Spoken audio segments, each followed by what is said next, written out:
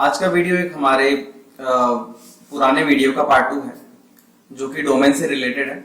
एक वीडियो था जिसमें आपको ये बताया गया था कि डोमेन अगर आप रिन्यू करना भूल जाते हैं तो उसके बाद उस डोमेन का क्या होता है, क्या आप उस डोमेन को दोबारा परचेज भी कर सकते हैं, नहीं कर सकते, या परचेज कर सकते तो किन कंडीशन पे कर सकते हैं और कब कर सकते हैं। बट उस वीडियो में कई चीजें बताई गई थी, वो एक डोमेन की स्टैंडर्ड पॉलिसी के बेस पर थी। मैक्सिमम पॉलिसी बेस पर ही कई चीजें चलती हैं, बट जब कुछ कमेंट आए मेरे पास तो मुझे लगा कि पॉलिसी के बाहर भी कई चीजें हैं और शायद यूजर उसी चीज को फेस कर रहे हैं, और ये कमेंट के थ्रू ही पता लगा, तो उसको लेकर ये वीडियो है। इसमें मेरे पास दो तरह के सवाल आए थे। एक तो ये आया था कि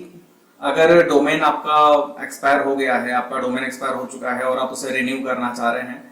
और रिडेम्पशन पीरियड का जो टाइमिंग आपको बताया गया था 45 डेज का, वो भी अबव हो चुका है, निकल चुका है, बट उसके बाद भी आपको डोमेन अपना नहीं मिल पा रहा है और वो स्टिल रिडेम्पशन में हो सकता है या नहीं, या उसे किसी ने ले लिया है, इसका क्लियर नहीं हो पाया। तो आपको मैं ये बताना चाहूंगा कि रिडेम्पशन पीरियड डोमेन प्रोवाइडर पर वेरी करता है, डिपेंड करता है कि आपने किस डोमेन से लिया है, किस डोमेन प्रोवाइडर से लिया है, गोडैडी से लिया है, बिग रॉक से लिया है, नेमचिप से लिया है, या किसी अदर वेंडर से लिया है, गूगल और अदर किसी भी डोमेन प्रोवाइडर से लिया है। तो ये नहीं कहूंगा कि हर डोमेन प्रोवाइडर आपका रिडेम्पशन पीरियड में डोमेन को होल्ड करके रखता है, बट कई बार कुछ चीजें ऐसी होती हैं कि उसकी टेक्निकल चीजों की वजह से डोमेन आपका रिडेम्पशन से बाहर नहीं आता, तो इसमें टाइमिंग लग जाते हैं। या फिर ये भी हो सकता है कि कुछ डोमेन प्रोवाइडर है, वो अगर उनके पास किसी तरह का उसको लेकर कोई कॉल है, कॉल इन द सेंस कि इसने उसको रिक्वेस्ट करा है इन द एंड बैकएंड से परचेज करने के लिए, तो मे बी पॉसिबल उसको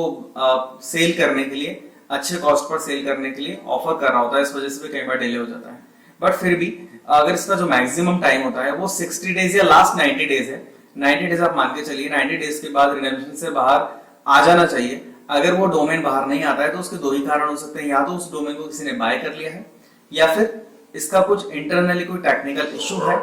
जिसकी वजह से आपका डोमेन रिडेम्पशन से बाहर नहीं आया। इसके लिए आपको सीधा अपने जो भी डोमेन प्रोवाइडर हैं, ओल्ड डोमेन प्रोवाइडर जहां से भी आपने पहले वो डोमेन बाय किया हुआ था, वहां पर कांटेक्ट करना है, वहां प्रॉब्लम बताना है, और आप प्रॉब्लम में आप बोल सकते हैं कि भाई मुझे डोमेन परचेज करना था, बट कोई पेमेंट रिलेटेड इश्यूज की वजह से मैं डोमेन परचेज नहीं कर पाया था या नहीं कर पाई थी। तो आप अपना डोमेन का रिक्वेस्ट करके मे बी पॉसिबल वो आपको डोमेन ऑफर कर दें, अगर उनके पास रिडेम्पशन में किसी टेक्निकल इश्यूज की वजह से रुका होगा।